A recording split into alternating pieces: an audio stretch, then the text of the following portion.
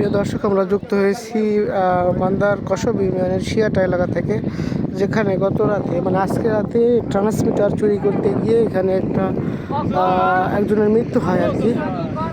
তো লাশটা এখানে আমরা যেখানে দাঁড়িয়ে আছি, এখান থেকে ট্রান্সমিটারটা এত দূরে, আর লাশটা এখানে পড়ে আছে, যদিও রহস্যজনক। এখন সবার এখানে উৎসুক জনতা সকাল থেকে ভিড় করছে, আমরাও আসছি।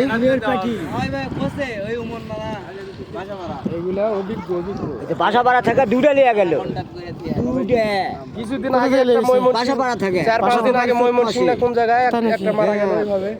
ফাল্গুন মাসে একেবারে ঠিক যে সময় পানি মাঠর, সেই সময় লোকগুলা মরে গেছে। এই দুইজনে দুটা কিন্তু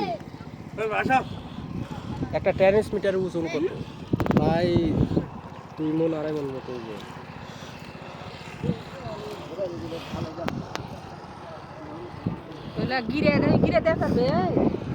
না সাথে ইনতে একাই, এর সাথে আরো 2-4 জন ছিল।